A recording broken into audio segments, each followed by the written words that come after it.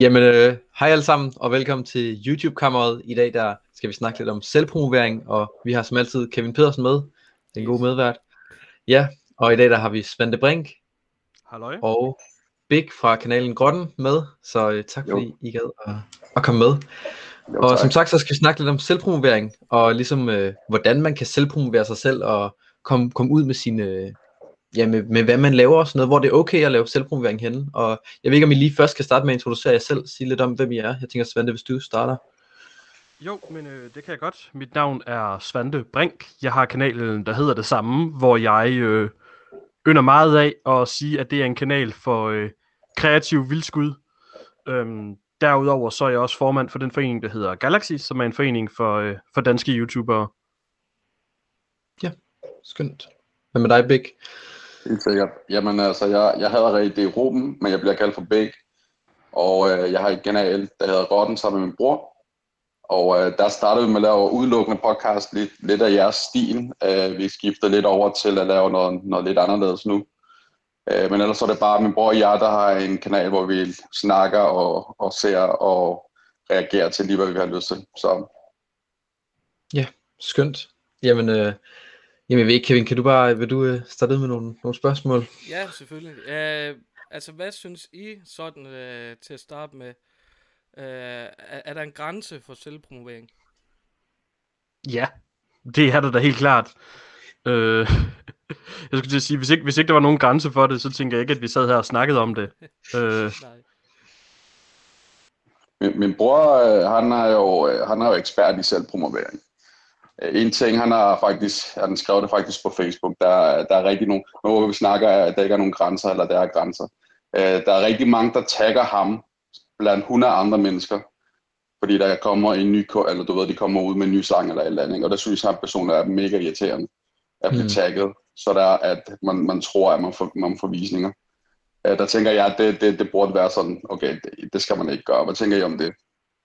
Jeg skulle til at sige personligt, er også der, at det, der er det vigtigste, når det kommer til selvpromovering, det er, at de kanaler, man bruger til det, altså, hvad end det er Facebook-opslag, eller Instagram, eller hvad end det er, at man så har det clearet med den platform, man bruger, at det er okay, at man promoverer sig der.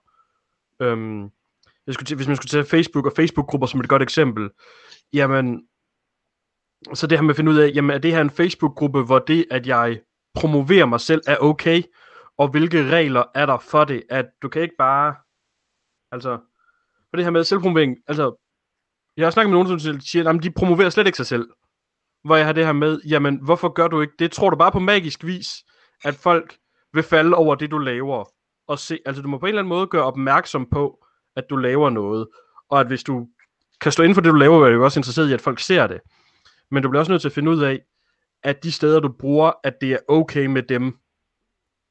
Ja. At det, for eksempel nu her, at jeg ikke bare sidder og konstant hver 5. minut, fordi nu er jeg her på jeres kanal, siger, subscribe til Svante Brink, subscribe til Svante Brink, at det tænker jeg ikke, I er interesseret i, at det er det, den her podcast kommer til at gå ud på. Så det er også noget med, at man følger de spilleregler, der er det sted, hvor man er. Ja.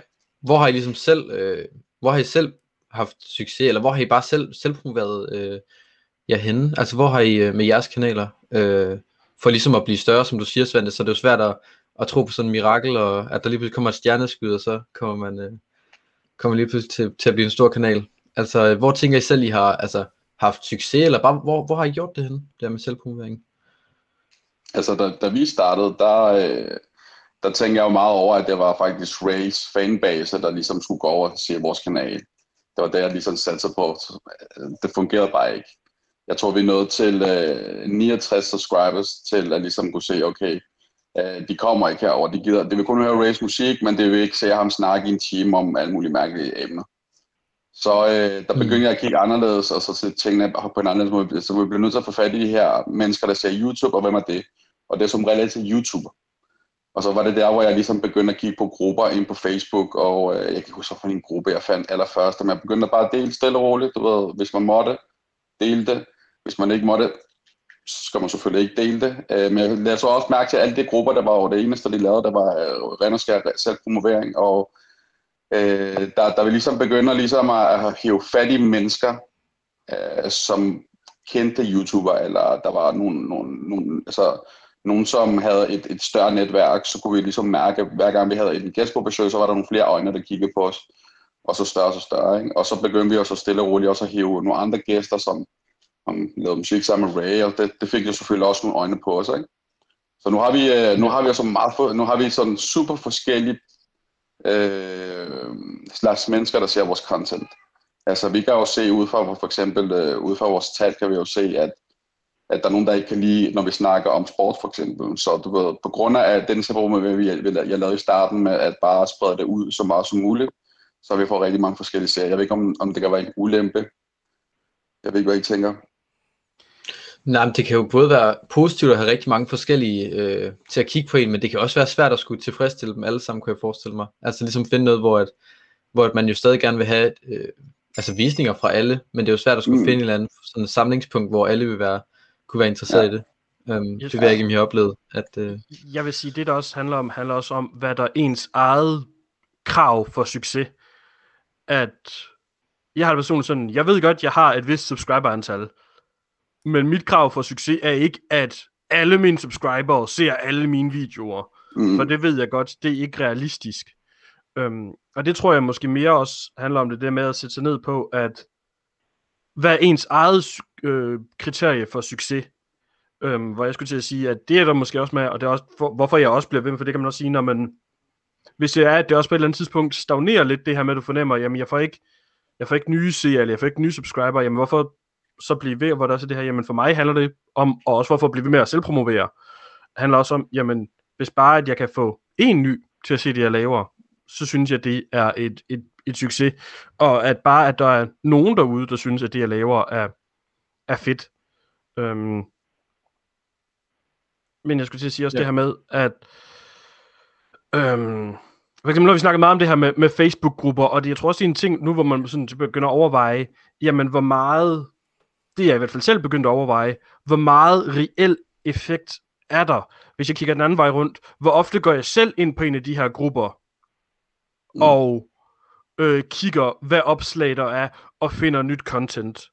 Og hvor jeg må konstatere, at i og med, at alle grupperne, at de grupper, der efterhånden er, at det bare er deling af video, deling af min nye video, kom og subscribe, eller hvad det er, at det her med, at det bare er hav af opslag, hvor jeg kan se, at folk ikke har gjort sig umage for at lede deres opmærksomhed. Hvis jeg skulle sige, det er noget, det jeg synes, Grotten gjorde rigtig godt, da jeg faldt over deres opslag først, var, jamen der var som regel en tekst til, der forklarede, hvem er vi, hvad skal du se, hvad handler det om.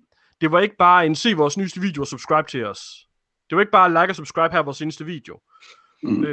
Der var som regel en forklaring ført med til det, og det tror jeg virkelig er en ting, hvor det er, at man nogle gange, fordi man vender sig så meget til at se andre, der bare har set min seneste video, at det her med, jamen hvis du lige gider bruge de 2 minutter på lige at gøre lidt ekstra ud af det, så du faktisk skiller dig ud fra mængden.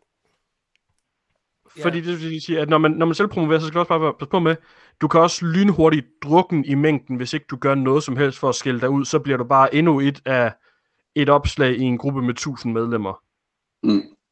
Ja, jeg er fuldstændig enig der. Det er også ligesom, der var også en, der prøvede at bruge det der medlidenhedskort, eller hvad man skal kalde det, eller måske ikke medlidenhed, men i hvert fald, hvor det var, at han skrev, se min nyeste video, eller du støtter global opvarmning. Men det synes jeg er jo sjovt. Det kan jeg jo egentlig på en eller anden måde godt lide. Det giver det et eller andet sådan, det giver det et eller andet twist. For eksempel se, du husker det jo reelt. Ja, men jeg så ikke videoen. Og det synes du så ikke videoen, men du husker opslaget. Ja. Og man kan sige, på den måde, så har det jo på en eller anden måde gjort, at du husker. Det er super fedt, hvis du kunne huske, hvad han hed, og hvad hans kanal var, og sådan et eller andet. Men det fede er jo der, at du alligevel på en eller anden måde husker det alligevel skilt sig ud fra mængden. Man kan så sige, at der måske så ikke lige skilt sig ud på en god måde. Kevin har støtter global opvarmning, det ved vi da i hvert fald nu. Hvad bruger jeg forskellige sociale medier? Jeg er lidt interesseret, fordi vi har cuttet rigtig meget af, fordi vi gider ikke promovere det samme om igen alle forskellige platformer. Vi lukkede jo som sagt, det ved jo, vi lukkede jo YouTube-tabi-gruppen, fordi det kunne vi ikke overskue at have mere. Jeg er sådan kommet lidt væk fra Facebook. Jeg bruger sådan set kun Instagram og YouTube Hvad bruger I? Altså holder I fast i de samme ting, eller kan I mærke en forskel? Altså, jeg bruger Instagram. Altså, hvis det er, at jeg har uploadet en ny video, så putter jeg thumbnailen fra min video ind på min Insta-story. Selvfølgelig ikke det er sket få gange, hvor det er, at jeg har lavet et Instagram-opslag med det. Men det ser heller ikke så godt ud, at min Instagram, den er bare fyldt med mine thumbnails. Så jeg putter det altid på min Insta-story, og så selvfølgelig Facebook. Jeg føler alligevel lidt, at Facebook også, det hjælper en lille smule, så har jeg måske sådan fået 30 visninger ekstra eller sådan noget. Okay, så du kan godt mærke forskel. Ja, det kan jeg. Jeg vil sige, jeg kan også mærke en klar forskel på, om jeg har delt en video, eller ikke har delt en video. Der er en tydelig forskel. Jeg prøvede på et tidspunkt sådan at sige, okay, nu prøver jeg at uploade den her video, og så venter jeg helt bevidst 2 dage med at dele den, for at se, hvor mange visninger får jeg, bare på, at den bare er uploadet. Og så kan jeg se, okay, nu har den fået den her mængde visninger, og så deler jeg den på Facebook. Det er primært Facebook, jeg bruger. Det er der, jeg bruger klart mest tid. Og med det samme delte den på Facebook, så kunne jeg se, at så blev seertallet fordoblet. Det er også, så Discord, for eksempel inde på min server, der er det, at jeg har sådan en bot, der er connected til min YouTube-kanal, så hver gang jeg uploader en video, så botten, den skriver, Moin everyone, nu har Kevin uploadet en ny video. Og det må jeg være ærlig at sige, sådan noget synes jeg er pisse irriterende. Altså, Jon, du ved, Chillhunter Red MX, han har også gået dem på sin server. Alle dem, der er sådan YouTuber, de er connected til den bot. Så hver gang de uploader en video, der er blandt andet mig, så kommer det også ind på Jons server. Fordi det synes jeg, nu har vi snakket rigtig meget om, hvad vi gør og hvad der er okay. Jeg synes også, vi skal prøve at snakke om, hvad der ikke er okay. Fordi jeg synes, at det er sådan noget med Discord-server. Jeg synes, det er pissebelastende, når nogen har en Discord-server, ene og alene for at promovere sig selv. At jeg sådan lavet, hvis det er, at jeg er på en Discord-server, så er det for en eller anden måde for at snakke med de folk, eller arbejde sammen med de folk. Og hvis alt jeg bare bliver mødt af der, det er semi-scenes content, så har jeg den der med, jamen hvorfor er jeg her? Er jeg her for at... er jeg her for at samarbejde med de her folk, eller er jeg her for at de kan reklamere til mig? Og det samme har jeg det også med noget, nu sagde du tidligere, Big, det her med, at Ray han er træt af at blive tagget i folks opslag. Jeg er super træt af, når folk skriver en privat besked til mig. Ja! om sådan et eller andet. Og det værste det er, at jeg kan sådan få næsten dårlig samvittighed, fordi man kan sådan mærke, at det er sådan, men du har, at det er sådan nogle hjerteskærende beskeder om, jeg har brugt meget tid. Det er sådan... Nej, jeg synes det er dybt, hvad kan man sige? Jeg synes det er dybt provokerende, fordi det er at gå ind og udnytte, for mig er det at sende en privat besked på den måde, med en video, og de tekster, der som regel følger med til det, er på en eller anden måde at udnytte et netværk eller et venskab. Ene og alene for at få en visning. Hvor jeg har det sådan lidt, jamen hvis vi er så gode venner, så ser jeg helt naturligt dit indhold. Så behøver du ikke skrive til mig. Og det samme har det også med at blive inviteret til 17.000 forskellige YouTube-grupper. Har det også på samme måde. Hvis det er, at jeg vil støtte dig, så skal jeg nok se, at du har oprettet den gruppe. Så skal jeg nok join den. Men jeg har også virkelig kottet alvorligt ned, fordi på et tidspunkt så sagde jeg, jamen så for at støtte mine venner, der var på YouTube, så jeg skal nok join alle de her forskellige YouTube-grupper, I har. Men når jeg klikkede ind, kunne jeg bare se, at de her grupper, de havde måske 30-50 medlemmer, og det var de samme 30-50 medlemmer i 17 forskellige grupper. Fordi jeg en dag så mig selv i, og kunne se, at jeg havde pludselig 17 notifikationer fra den samme person, som det var tydeligt, at det de havde gjort, det var, der var en ny video ude, og det havde lagt job på alle de grupper, der var medlem af, og det var de samme grupper, jeg var medlem af, og så tænkte, jamen, så rammer man jo ikke forskellige folk. Svante, det der er også, der du siger det der med at sende en privat besked, det var faktisk også en af grundene til, at vi ville lave den her podcast her. Fordi at det har jeg oplevet sådan rimelig tit, men du har forklaret det hele også, det der med, altså, fordi at jeg føler også, hvis jeg er subscribet til, du ved, jeg er subscribet til dig, men alligevel sender du en privat besked til mig med, at du har uploadet en video. Jeg vil også sige, det kommer også an på, hvordan privatbeskeden er formuleret. rigtig ofte synes jeg, man kan fornemme, den her privatbesked, den modtager jeg som ren og skær promovering. Jeg modtager også nogle gange privatbeskeder fra folk, jeg kender på YouTube, der sådan, hey, jeg har uploadet den her video, jeg vil gerne have dine øjne til, der er et eller andet, sådan, jeg prøver noget nyt med min redigering, vil du ikke se, om det fungerer, eller jeg har et problem med lyden, eller et eller andet, hvor det er, at de reelt spørger om noget hjælp. Det er ikke et spørgsmål om promovering, kan du ikke lige gå ind og like den, kan du ikke det, altså, det er ikke et spørgsmål om, at de vil promovere deres indhold, det er et spørgsmål om, at de vil egentlig gerne have min hjælp til at finde ud af, hey, er der et eller andet, der lige kan optimeres? Og så har jeg ikke noget imod, at de sender en privat besked og siger, hey, jeg har lavet det her, jeg vil egentlig gerne lige have din hjælp. Fordi det synes jeg også er noget helt andet end, jeg vil gerne have din hjælp til at gøre det her bedre, end jeg vil egentlig bare gerne have, at du spilder din tid på at se det her. Og det føler jeg lidt af det, jeg får med det der set, hvor det er sådan lidt, jamen jeg skal nok selv vælge, hvad jeg ser. Det, hvis jeg allerede, som du siger, hvis jeg allerede har subscribet til dig, så skal jeg nok se det, hvis jeg har lyst. Ja, jamen jeg tror også, jeg ved ikke, Big, hvor meget erfaring du har med det, men hvordan tænker du, man kan... Altså, jamen, jeg føler mig jo helt udenfor, fordi jeg får ikke sådan nogle beskeder jo, så jeg kan ikke rigtig sætte mig ind i jeres position. Så men, nej, men hvis, jeg hvis man nu siger, du fik altså en 50 beskeder, måske ikke 50 beskeder, hvis du fik nogle beskeder dagligt, eller hver gang nogen der uploadet, hvordan tænker du, man kan hjælpe? Hvordan kan man stoppe det? Kan man på en eller anden måde skrive, nu vil jeg altså ikke have, du skal sende over mere? Eller? Altså, det var en af grunden til, at jeg blandt andet stoppede med at bruge. Ja, det eneste tidspunkt, jeg bruger sådan set Facebook, det er, når jeg sidder og redigerer et eller andet.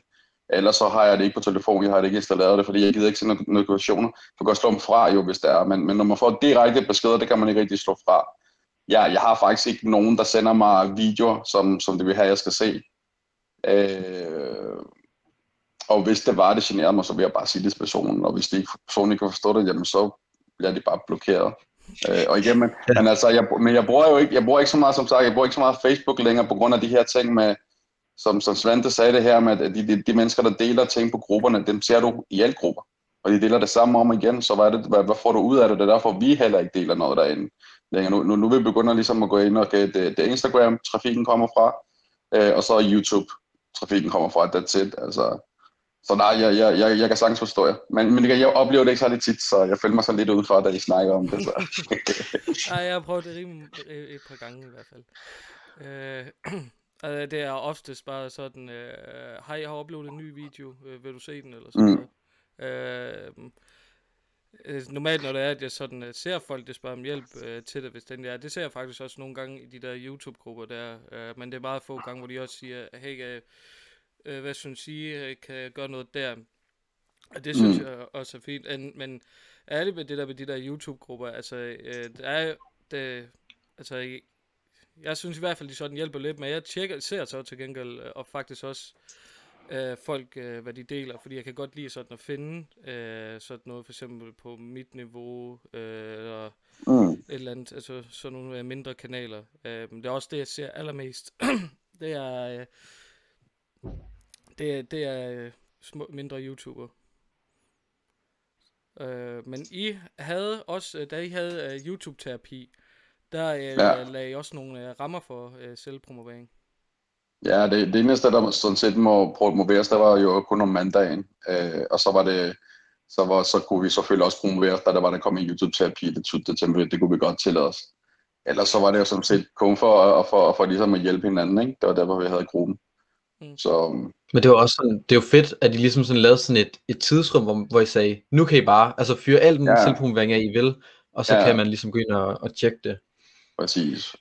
Og jeg skulle til at sige, noget af det, jeg synes, YouTube-pigegruppen gjorde så godt, og måske også er årsagen til, at den ikke eksisterer længere, var, desværre, for jeg synes egentlig, det er en skam, den ikke eksisterer længere, men der var faktisk en aktiv moderation af, hvad der blev lagt op.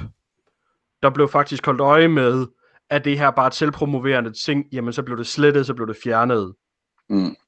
Hvor jeg skulle til at sige, at jeg er ikke i tvivl om mange af de grupper, der findes. Når jeg går ind og kigger på, hvad de sådan har af regler og sådan noget over på YouTube, så kan man se, at de egentlig har haft en eller anden intention om, at det også skulle være et eller andet. Men man kan også bare se, at det nu er en gruppe med, jeg tror, en af de grupper, der er flest medlemmer i, der er der over 1.500 mennesker, og der er over 500 daglige opslag. Og der er 5 moderatorer eller sådan et eller andet. Det vil sige, at hver moderator har 100 opslag om dagen, de skal kigge igennem.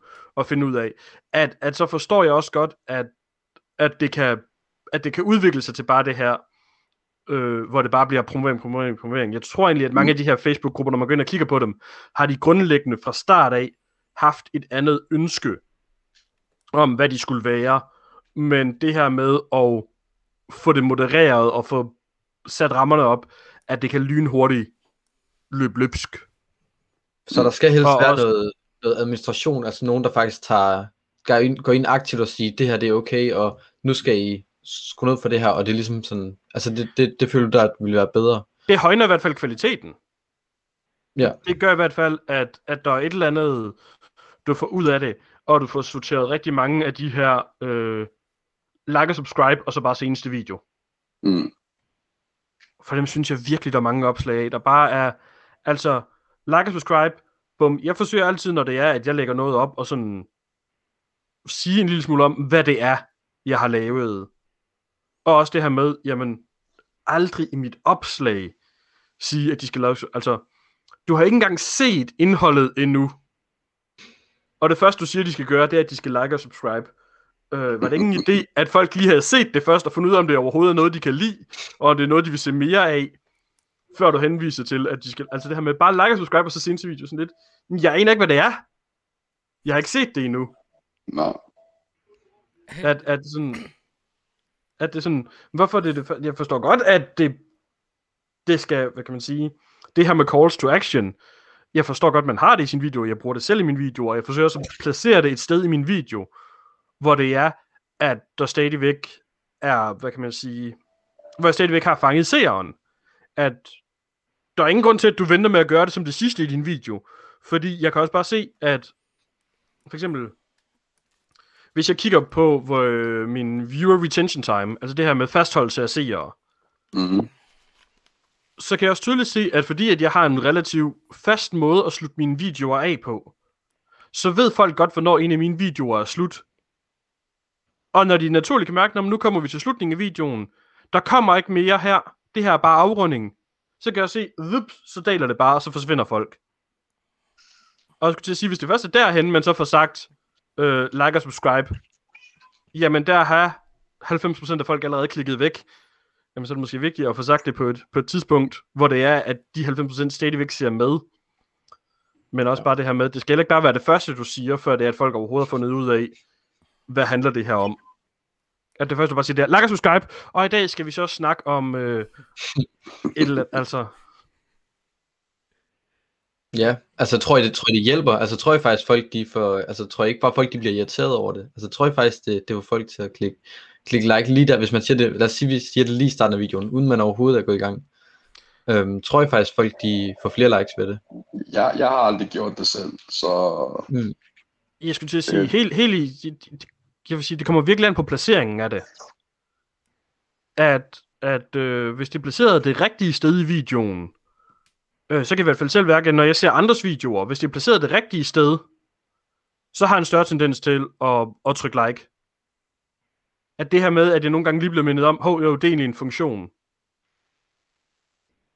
At for at jeg skal gøre det sådan helt organisk, uden nogen har sagt det, så skal det være en virkelig god video.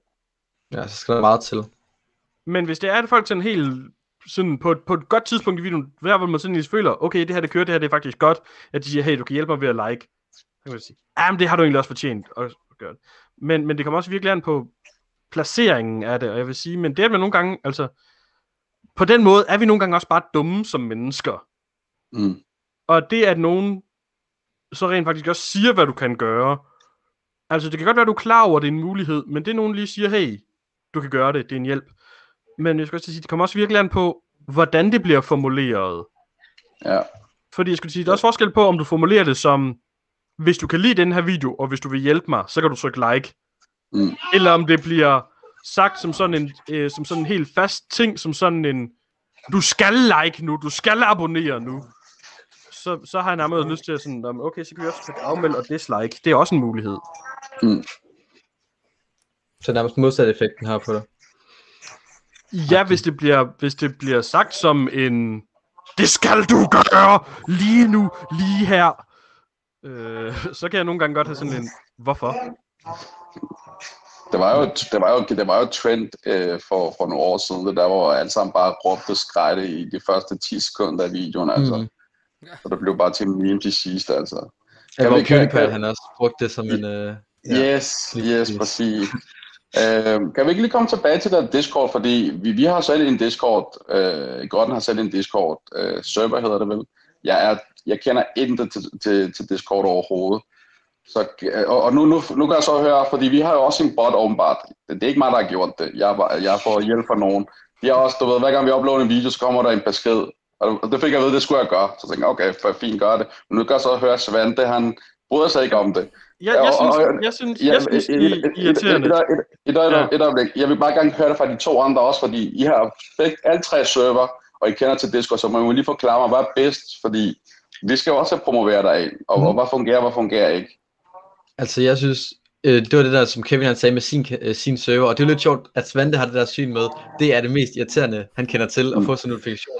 At jeg føler, at det skiller sig. Hvorfor? Okay. Ja. Fordi normalt på min telefon, jeg får virkelig mange YouTube-notifikationer i løbet af en dag, men når jeg så får den der ene fra Discord, hvor der står, altså hvor jeg kan se allerede i starten af beskeden, den der ølglas der, hvor der så står Moin everyone, altså, så ved jeg bare, okay, Kevin han har lavet en video, præcis. Altså det der med, og det ved jeg ikke om, det er nok også hvordan man ser det, og hvor mange man faktisk har notifikationer på Discord-server, fordi der er også mange, hvor jeg har slukket for notifikationerne, fordi jeg synes det er irriterende, at jeg bliver spammet med det, men lige præcis ved Kevin, der føler jeg egentlig mere det sådan, at det skiller sig ud på en eller anden måde, hvor jeg føler, at det er sådan smart for mig, men det er jo meget personligt, tror jeg, hvad man tænker. Ja, det er fordi, man kan jo også selv tilføje teksten, når det er, at man...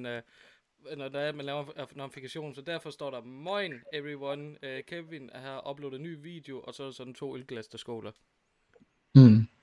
Mit problem med det er, at der ikke noget som helst personlig interaktion i det. Der er ikke noget som helst, der gør, at den siger nøjagtigt det samme ved nøjagtigt alle videoer. Og det er lidt det, jeg tror, jeg sådan er lidt irriteret over ved det. At det her med, at det så tydeligt er, at det er en bot, der bare videresender. Jeg mister den personlige connection på en eller anden måde, i at en person har siddet og skrevet, hey, jeg har lavet det her. At det er sådan lidt det, jeg har som mit krav for selvpromovering, er, at folk faktisk selv gør det, og gør et eller andet for, at det skal være personligt eller unikt. Jeg skulle til at sige, at det kommer også an på, hvad vinkel man ser det med. For jeg skulle til at sige, hvis man kigger med Masses øjne med det her med, at jamen, jeg har tændt notifikationen fra Kevins Discord-server, fordi jeg vil gerne se Kevins indhold, og den skiller sig så meget ud i forhold til det, jeg ellers får af notifikationer. Ja. Så synes jeg egentlig, det giver rigtig god mening. Men jeg tror også, det kommer an på, hvordan man selv er kommet ind på det, og også hvad, kan man sige, også hvad årsagen til, at man har joinet den Discord-server er. At hvis årsagen til, at jeg har joinet Kevins Discord-server, var, at jeg ville snakke med Kevin, så er jeg egentlig ikke interesseret i på Discord at se, når han har lagt en ny YouTube-video op. Og jeg tror nogle gange, det er det, der også sådan lidt for mig bliver mit irritationsmoment, er, at det, der er salgsargumentet til i første omgang at join en Facebook-gruppe, eller bare blive ven med en på Facebook, eller join en Discord-server, at det der til at starte med er sådan den første, jamen det her handler om, at vi skal kunne hjælpe hinanden, eller det skal gøre det nemmere at samarbejde, eller hvad end noget, som jeg synes, okay, det synes jeg lyder som en god idé. Det synes jeg lyder som en fed mulighed. Det vil jeg gerne støtte op om. Hvis det næste, jeg så bare bliver mødt af, er bare promovering, så føler jeg sådan lidt, venten, det var ikke det, vi aftalte. Det var ikke det, der var præmissen for, at jeg i første omgang blev en del af den her YouTube-gruppe, eller i første omgang, at jeg blev en del af den her Discord-server. Det var ikke det, det handlede om. Og så kan jeg sige, så synes jeg også, det sjove er også at bemærke på nogle af de her Discord-server eller Facebook-grupper, er også, at forskellen i, hvem må promovere. Jeg skulle sige, det synes jeg for eksempel, gjorde rigtig godt i YouTube-terapi. Det her med, jamen der er mandag, der kan man promovere lige så tosset man vil, og ellers så købte alle også ind på præmissen om, jamen det her er også Grottens gruppe, så derfor er det også fair nok, at Grotten deler noget som så også har en relation til gruppen. Men jeg synes også, der er nogle andre YouTube-grupper, hvor man kan tydeligt fornemme, at jamen okay, det er okay, så længe det er administratoren og administratorens 3 venner, så må de dele lige så tosset, de har lyst til. Men med det samme, det er nogen som helst andre, så er det forbudt. Ja. Altså ligesom at få sat det ordentligt op, så det faktisk, altså så alle er med på, hvad det er, hvad det handler om på den her Facebook-gruppe i det her tilfælde. Ja, på den Facebook-gruppe, sådan man også har muligheden for at vælge at sige, jamen de spilleregler synes jeg er fair, dem vil jeg gerne være med til. Eller sige, de spilleregler synes jeg ikke er fair, dem vil jeg ikke være med til. Men også at man kan gøre det allerede på forhånd, frem for at man kan have den her, for eksempel til nogle gange at være sådan lidt blevet bundefanget, fordi at det der var argumentet, eller det der blev sådan brugt som årsagen til, at du skal join det her, at det var et andet end det du så reelt kommer til den anden. Hvis jeg skal tage Galaxy som et eksempel, der har vi også en Facebook-gruppe, og den har vi virkelig også forsøgt at sige, jamen Facebook-gruppen, der er der ingen promovering af noget som helst. Ikke engang Galaxys egne videoer. Det har vi så ændret lidt på, men til at starte med, var det virkelig ingen promovering af nogen som helst art. Den skal bruges til, hvis du har behov for reel hjælp, og du skal spørge om noget, fordi vi vil ikke have, at dit reelle spørgsmål drukner i alt muligt andet. Ideen skal være, at det skal være nemt at gå ind og finde et sted og sige, her vil jeg gerne, jeg har behov for hjælp til den her reelle YouTube-ting. Den ved jeg, at jeg kan lave et opslag inde på den her gruppe, og at den drukner ikke i alt muligt andet.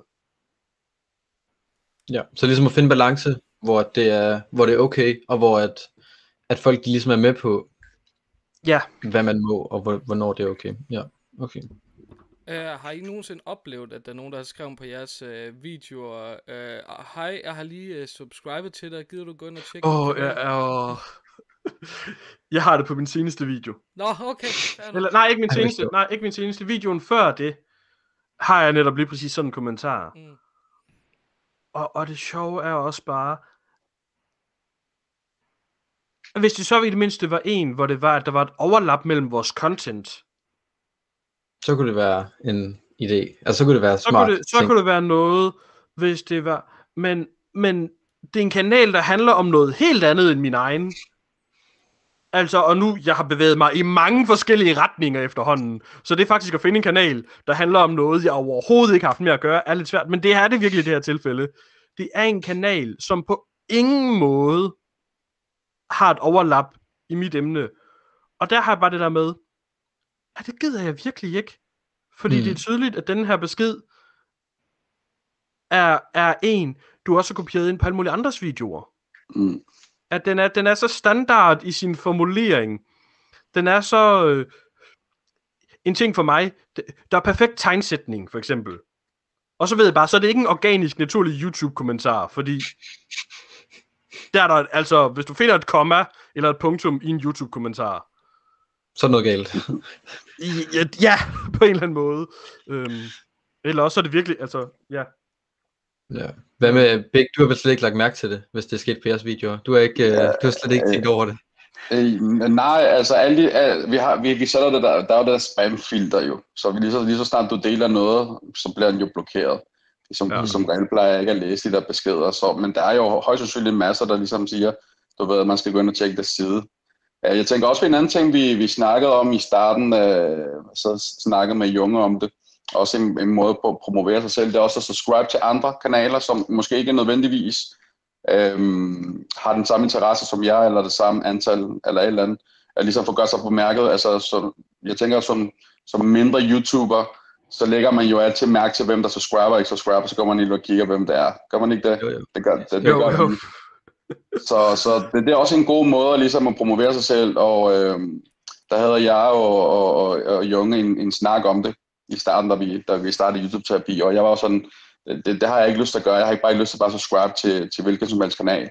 Men det er vi så blevet nødt til nu, fordi en af grunden til, at jeg også kunne lide YouTube-terapi-gruppen, det var fordi, at du ved, så kunne jeg ligesom følge med, hvad for nogle YouTuber, der var i gang, og ligesom Kevin nævnte i starten det her med, at han ser kun, du ved, helt nye og små YouTube-kanaler, og det elsker jeg også. Jeg elsker, især fra Kevins side, nogle gange så sender man nogen, som bare sådan, wow, ham der han kender jeg ikke, ham holder jeg lige øje med, ikke?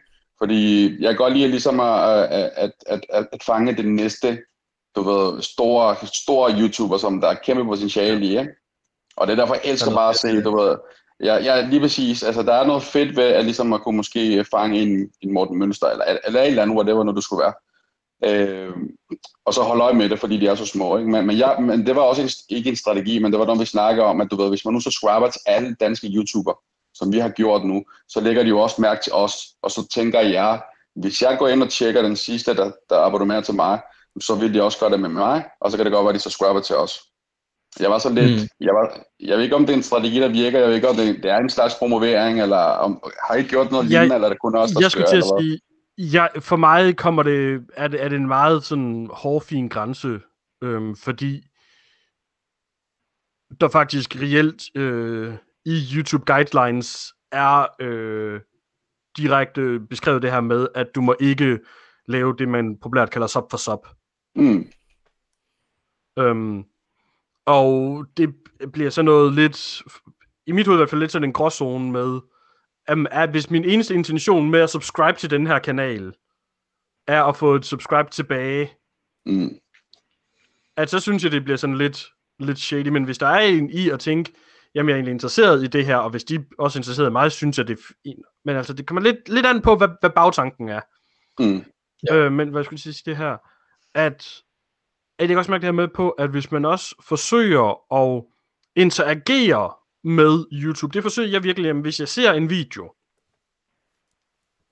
så forsøger jeg næsten også altid at efterlade en kommentar på den. Altså hvis det er, at jeg har set, altså hvis jeg har set en hel video, så forsøger jeg som regel altid at efterlade en besked, fordi jeg så det her med, at så kan jeg på en eller anden måde, på den måde, etablere en forbindelse til vedkommende. Og så kan man sige, at hvis det så i sidste ende betyder, at de så ender med at tjekke min kanal ud, så er det fint nok, men det er egentlig ikke det, der er min intention. Det er ligesom at det her med, kan man på en eller anden måde, hvad skal jeg sige, for mig handler meget af det om, ikke at aktivt sige til folk, nu skal du gøre det her, men at være en aktiv del af folks bevidsthed om, at når de falder over mig i en eller anden sammenhæng, så kan de sige, jamen det var også ham, der havde den gode kommentar på den video, eller vent, det var ham, der havde det gode opslag, eller vent, det var ham, der lavede den gode video. Ja. Frem for, at det er, om det er ham, der har råbt, subscribe til Svend Brink 17 gange i en YouTube-kammeret video. Jeg har sagt det et par gange nu. Ja. Ja. Nu skal du. Men jeg er ikke oppe på 17 endnu, Altså, jeg vil sige, det der med instant... Har I oplevet det med sub for sub? Er der nogen, der har spurgt om det? For det har jeg. Ja, jeg har også oplevet det. Ja, altså, jeg har oplevet det tit, men jeg siger det bare, det skal man ikke gøre. Det gør jeg ikke. Jeg vil sige, det kommer også an på... Mit svar til folk kommer også an på, om jeg tydeligt kan fornemme, at det er nogen, der ved de, at det de laver nu er noget shady piss, som de egentlig ikke må. Eller er det nogen, der bare har set, at når man sådan her gør andre, så gør jeg det også. Altså det her med, når jeg direkte kan se, at det er en eller anden kanal, der hedder sub for sub, og sådan, altså hvor det er tydeligt, at de ved godt, at det er imod YouTube Guidelines, men det er bare sådan noget, de skal se, hvor mange subs de kan få. Og så gider jeg ikke bruge kræfter på det. Men hvis jeg kan se, at det er en eller anden, der egentlig ikke ved, at det er imod YouTube Guidelines, at så kan jeg godt finde på lige at skrive, hey, sådan gør dem opmærksom på at sige, hey, jeg kan godt forstå, at du gør det her, men du skal lige vide, altså, for at hjælpe dem for at pege dem i en rigtig retning og sige, det er ikke, hvis du gerne vil have held på YouTube, så er det første, du måske skal gøre, ikke at starte med at bryde YouTubes guidelines. Nej, men det var nemlig en, der skrev til mig, fandt mig på Discord, og så skrev han sådan, sub for sub, og så skrev jeg ved ikke, hvad du laver. Og så svarede han bare, nej, men et sub er vel et sub. Nej, ved du hvad, nej, gå væk. Var det en, du kendte? Nej, overhovedet ikke. Jeg aner ikke, hvem det var. Wow. Okay, sindssygt. Ja. Vi snakkede også tidligere om, nu skal jeg lige huske, hvad det var. Ved du hvad, Altså, Skal jeg tage noget mens? hvor Altså, jeg meget, har sådan, hvad, jeg ved ikke, om vi kommer helt ind på det, men hvad gør I sådan helt selv, hvis I skal promovere jer selv? Altså, jeg bruger til at promovere mine ting, det er sådan set kun Instagram. Det er det eneste, jeg bruger, og det er ikke engang særlig meget. Jeg er langt bedre til at promovere sin musik og grotten. Jeg er ikke lige så god som ham, det må jeg sgu indrømme, men han er bare styr på det. Så hver gang han siger, at jeg skal promovere, så promoverer jeg, og nogle gange så husker jeg det selv. Så jeg er ikke så flittig. Men jeg ved i hvert fald, at Instagram det fungerer, og jeg får rigtig meget respons fra de delinger, jeg har, om det er en story, eller om det er et billede, så får der er altid gode likes, der er altid gode kommentarer. Og vi kan se også igen, at trafikken kommer fra Instagram, og derfor vi igen droppet Facebook, så vi holder os kun til Instagram som CD. Og så er vi begyndt at bruge rigtig meget faktisk fællesskabsikoner inde på YouTube. Man skal godt nok have 1000 subscribers for at få den, men når man kan bruge den, så er vi begyndt at gøre rigtig meget at gøre os bruge det hver dag. Du ved, lave spørgsmål, stille, snak med de seere, fordi vi prøver så vidt som muligt kunne holde os til YouTube, hvis det kan lade sig gøre. Men ellers så kommer og promovere som sagt fra Instagram og så YouTube selv. Så. Altså, jeg bruger Facebook, og kan se, at det er der, jeg har min trafik fra, og så det er der, jeg har valgt at målrette min promovering. Og det tror jeg egentlig også er noget af det, der er det vigtige, at man finder ud af, jamen, hvor er det, jeg får trafikken henne? At i starten prøvede jeg også at være på både, være aktiv på Facebook, være på Instagram, være på Snapchat, være på, være Musical.ly, før det blev til TikTok. Altså, okay. Prøv at være alle steder, og så prøv at se, hvor kommer trafikken fra, og for mit vedkommende kunne jeg så sige, okay, hovedsagen af min trafik, den trafik, der ikke kommer fra YouTube, den kommer fra Facebook, og så siger man, fint nok, så er det på Facebook, jeg forsøger at optimere min promovering. Og det tror jeg også er meget det, der er det vigtige, at man finder ud af, jamen, hvor er det henne, jeg høster min trafik? Eller hvor er det, jeg høster den eksterne trafik? Og så siger man, fint nok, så er det der, jeg fokuserer, for det skulle jeg også til at sige, at noget af det, og det hvis jeg skal høste tilbage på at sige, noget af det, jeg for eksempel kan se i Galaxy, er, at vi forsøgte os på et tidspunkt at sige, at vi skal både være aktive på Facebook, og vi skal være aktive på Instagram, og vi skal være aktive nærmest på LinkedIn og alle steder. Med det her med, jamen, ender det egentlig ikke bare med, at vi så har 17.000 platforme, vi ikke aktivt reelt bruger? Er det ikke bedre at koble tilbage, og så komme tilbage og sige, okay, jamen nu har vi de her 2 platforme, men dem er vi så også virkelig gode til at bruge, dem ved vi, hvordan vi bruger, dem ved vi rammer vores seere på, det er der, vi gør det for at hive fat i det, og så kan man også mærke, at det har en langt bedre effekt ved at sige, jamen hey, vi er aktiv på 2 platforme, vi kan finde ud af, modsat at jamen, vi er lidt lalaj på 17.000 forskellige steder, der også gør, at jamen, effekten er ikke rigtig noget, du rammer ind i, fordi jamen, det der snallerede opslag, jeg måske lægger på Instagram, jamen, jeg er ikke en mester i Instagram, og alle de andre ting, jeg laver, er mere sådan noget mere, hvad kan man sige, jeg har også en tydelig fornemmelse af, at min Instagram-profil er for mine venner, og for folk, der kender mig privat, og at også det indhold, jeg lægger derop, er meget, jamen sådan noget familie, ferie, hygge, altså, det er ikke relateret til sådan egentlig rigtig min YouTube-kanal på nogen måde. Og derfor ved jeg også, jamen det er heller ikke der, jeg skal fange de folk, der vil se mig. Mens jeg ved, jamen de folk, der for eksempel, jeg har en YouTube-fanside, hvor jeg hader det ord, men jeg har en YouTube-side, eller jeg har en Facebook-side, måske bedre at sige, men også ved, at de folk, der er gået ind og synes godt om den side, har gjort det aktivt, fordi de gerne vil se mine ting. Ja.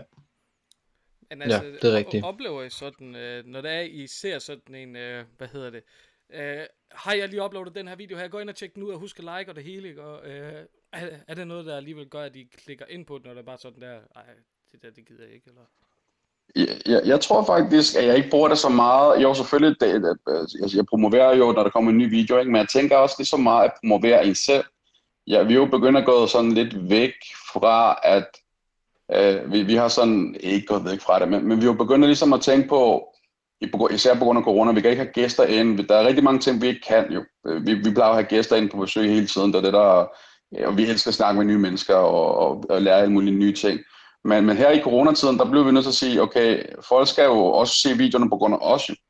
Så jeg bruger også lige så meget min Instagram til ligesom at promovere lidt mig selv, du ved, dele ting af min hverdag, som måske kan gøre, at bacon er der rimelig cool, eller et eller andet, whatever nu der skulle være.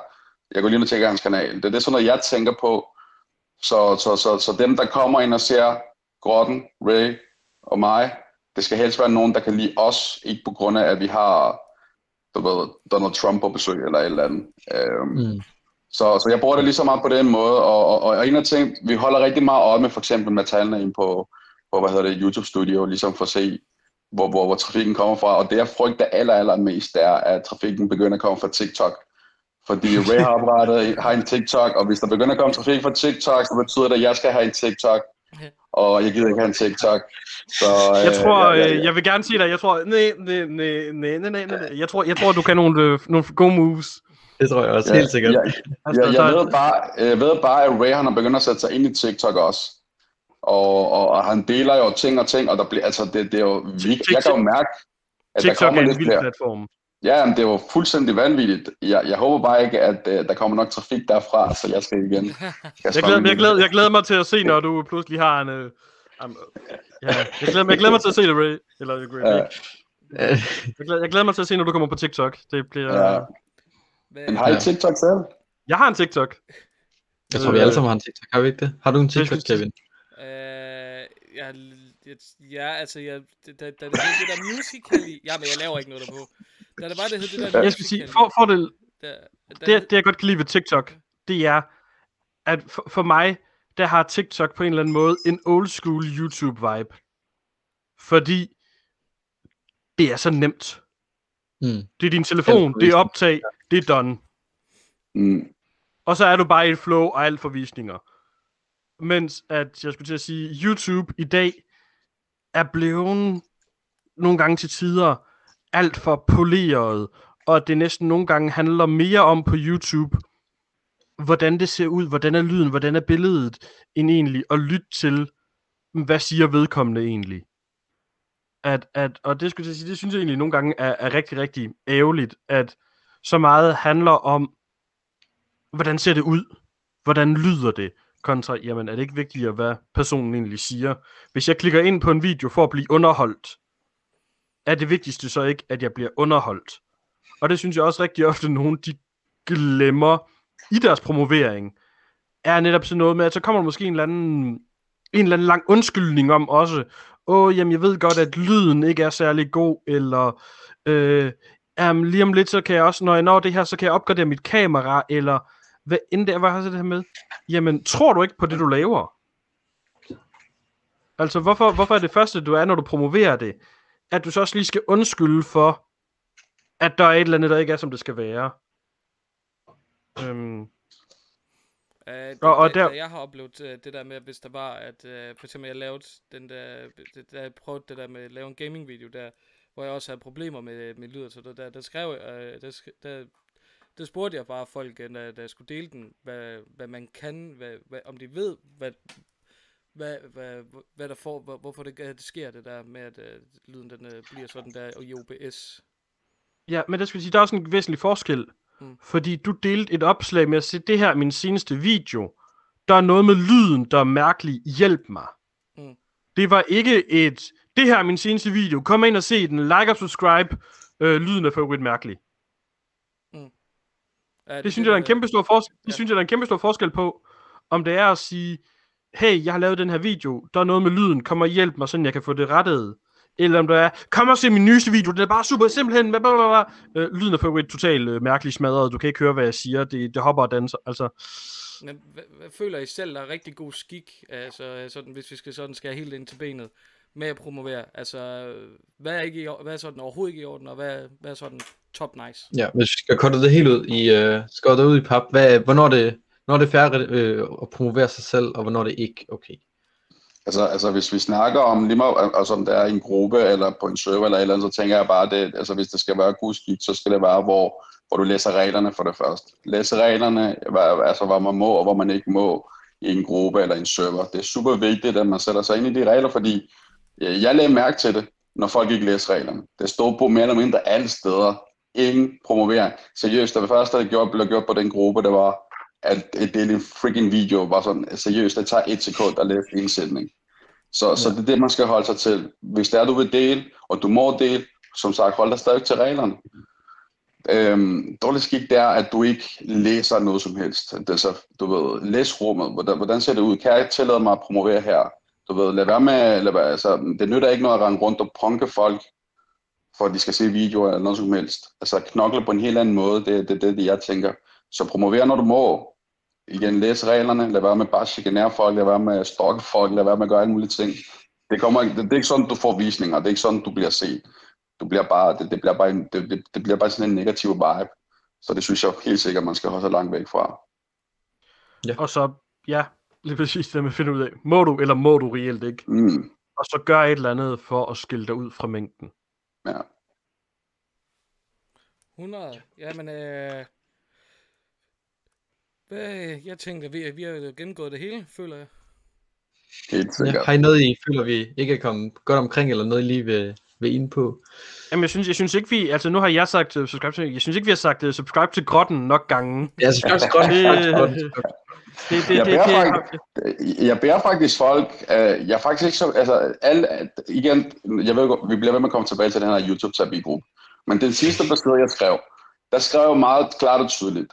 Jeg vil gerne have, I deler jeres side, fordi jeg vil gerne subscribe til jer alle sammen. Og jeg skrev også klart og tydeligt, I skal ikke subscribe til os, medmindre I ikke har lyst. Det var ikke det handler om. Jeg vil bare stadigvæk holde øje med, hvad de gik rundt og lavede alle sammen. Det er det, jeg var interesseret i. Så jeg beder faktisk aldrig folk om at sige, at de skal subscribe eller noget som helst. Når vi har gæster på besøg, så beder vi dem aldrig noget som helst, at de skal dele noget, de skal gøre noget som helst. Det er ikke vores stil. Hvis da der var, vi havde, Armin på besøg. 270.000 subscribers, han er næsten 300.000 subscribers, ikke? Jeg sagde ikke, at han skulle dele noget som helst, og han delte heller ikke en skid.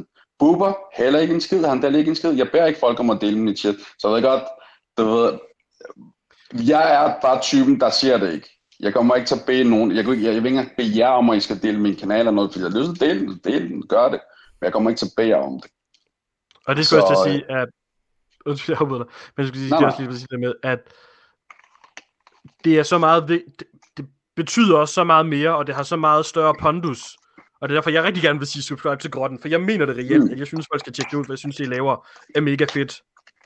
Tak. Men også, at jeg kan sige det reelt, og sige det som, at det mener jeg, og det er min personlige holdning. Og det her med, at når folk gør det, og siger, hey, tjek det her ud, fordi det er fedt, og du har den tydelige fornemmelse af, at det her er det, fordi det gør du, uden at have en bagtank, altså hvad kan man sige, at lige nu jeg sidder og siger, subscribe til grotten, det synes jeg er fedt, har jeg ikke nogen personlig fordel ud af.